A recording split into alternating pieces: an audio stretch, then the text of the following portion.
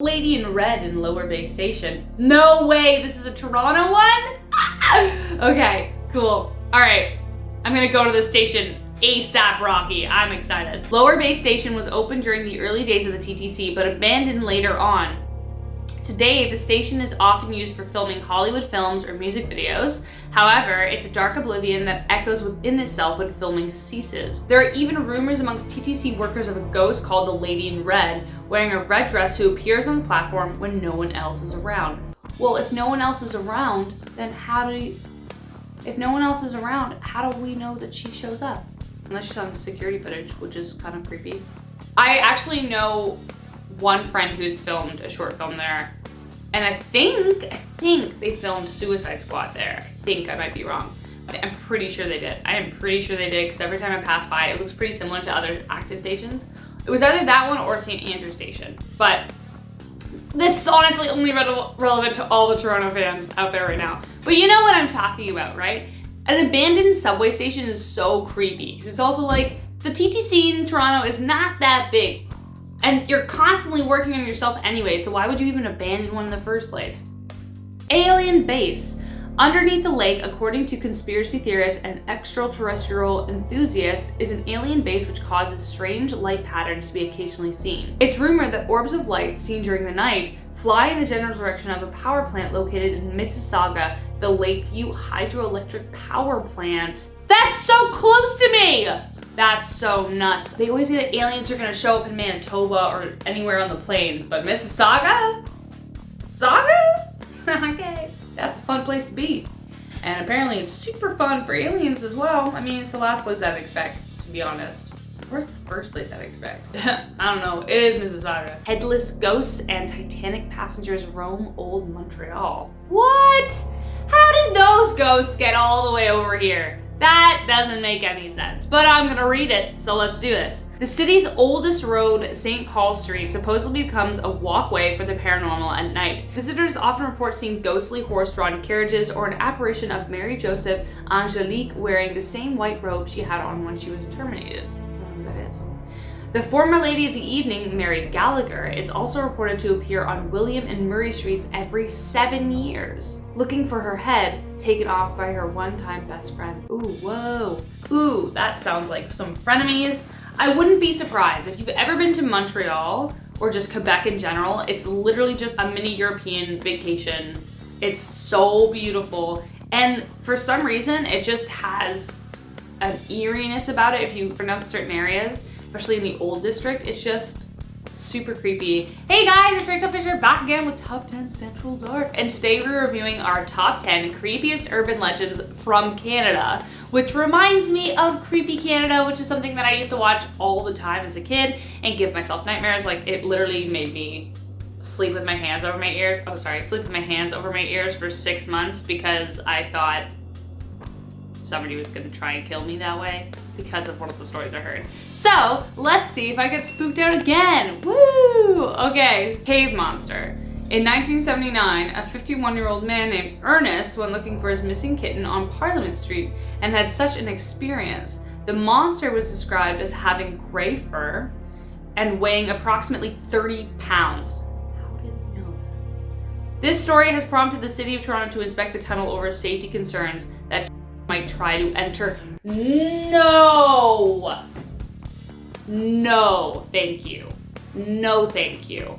When I first moved to Toronto, I was so terrified of the TTC. I don't know why, I just was. And now I have another reason to be scared of just like the TTC, or just, I don't know. When I first came back from seeing it, I dodged every single like sewer vent I could walk by, and now I have another reason. Now I have another reason too. What if it's just a poor little cat that just ate something it shouldn't have, and now it's just a monster? That sucks. The Ogopogo monster. In 2018, two families relaxing along the shore of British Columbia's Lake Okanagan claimed to witness a mysterious creature rising from the water. Quote, "I saw this black form come out of the water, cylindrical, and then roll," unquote, one man said, describing the almost 50-foot-long snake-like creature. Within 3 weeks, 2 more people saw the same thing and believed it to be Canada's legendary Ogopogo. Well, it's got a great name, so let's just say that. But that's Nessie. I mean, if Nessie exists in one place in the world, which it probably does, then what if it's like its long lost relative? Just waiting for him on the corners, you know? There's one in Canada, one in Scotland, probably somewhere else. Like, there's so much in the ocean we have no idea about. I mean, you go for a swim, you're honestly risking discovering something terrible or crazy, or very cool and very kind. We have no idea. But this guy was probably like, you know what? I'm gonna see what's going on. I haven't, like, come up for air in a while. I'm gonna see what's going on. And then he just checks, and then there's a bunch of people looking, and he immediately regrets it. Wendigo hunt people in the woods of Ontario. Native American tribes from throughout the northeastern region of North America tell tales of a malevolent 15-foot tall, flesh-eating monster called the Wendigo. Born from dark human acts, the Wendigo uses its magic to track any person who unwittingly walks through its territory. The creature is associated with harsh winters and famine. It is said to have long claws, sharp teeth, glowing eyes. It can possess people who display greed, gluttony, and excess.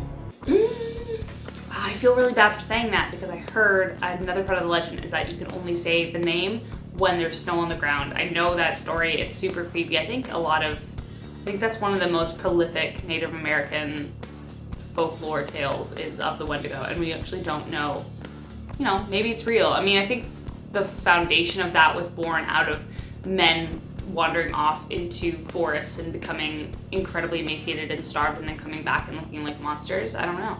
But it was also to kind of fear people off of gluttony too, so that they wouldn't consume all of the harvest or, you know, get selfish. A man was burned by radiation after a UFO encounter in Manitoba. Manitoba is known for UFO sightings. I'm super excited about this one. In 1967, Stephen McCallick ventured out into the woods around Falcon Lake near Winnipeg, Manitoba in search of silver and quartz. He was startled by a gaggle of geese, but then noticed two cigar-shaped crafts hovering in the air. One flew away, but the other landed.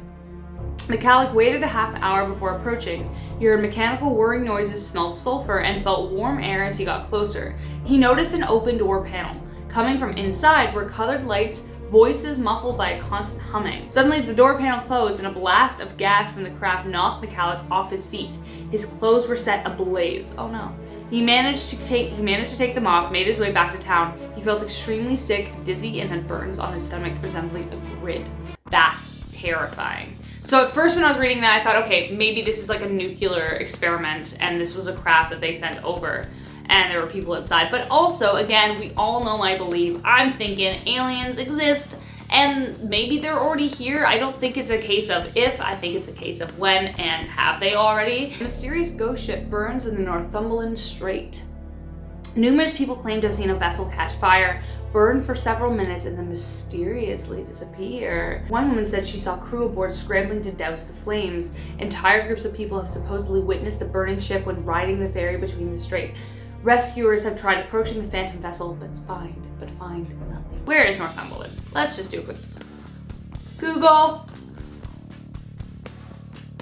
Yeah, Gulf of St. Lawrence, okay. I know where that is. I love the idea of a ghost ship.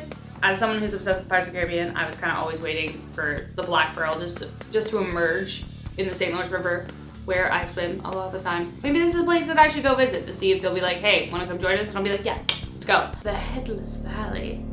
In 1908, people began finding headless forms in northwest Canada's Nahanni Valley. Some attributed the sufferers to Wahila, a giant wolf-like creature that hunts in packs of 2 or 3. An estimated 44 cadavers have turned up in the valley since then, including a prospector whose cabin burned to the ground in 1917, and an unknown miner found still in his sleeping bag in 1945. Okay, the area appropriately became known as the Headless Valley. Yay! Oh, I guess I'm not gonna go visit there. I've never actually heard of the Headless Valley, and I'm Canadian. How do I not know any of these? That's weird. And considering all the creepy Canada that I've ever watched. The spirit of a girl haunts the Screaming Tunnel. Oh, I know this one.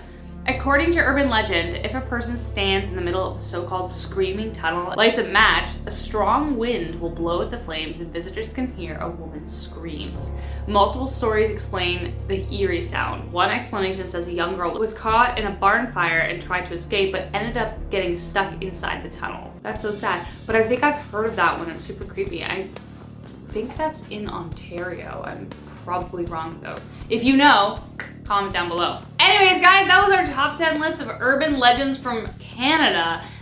There is a lot of spooky things that happen in Canada. Again, Canadians, we're not always the nicest, though you may like us better. Anyways, if you like this video, you know what to do. Do the thing. Like it, subscribe for more, and comment and tell us if you think there are any scarier stories that we missed on our list today. My name is Rachel Fisher, and until next time, guys, take care and stay scared. Suddenly the panel, and lights up. I know this. There we go. Okay, here we go. So I've got my Bluetooth in so you can get some good stuff. Hey, good things grow in a hill. Okay. Oh, this looks like Nessie. That's awesome. It's weird though, okay. Called the Wendigo. Born from the dark Peg, Manitoba. I don't got much more to say about that, so we're gonna move on over. And they do not speak like that in Manitoba. It's more like, hey buddy, oh no, that's not it. Hey, wanna go smoke with dirt? That's all gonna be bloopers, isn't it? Visitors often report seeing ghostly I'm gonna go, no, oh, I lost it. No, didn't mean to do this. Anyways, Lady in Red. It's, I don't know what I was gonna say.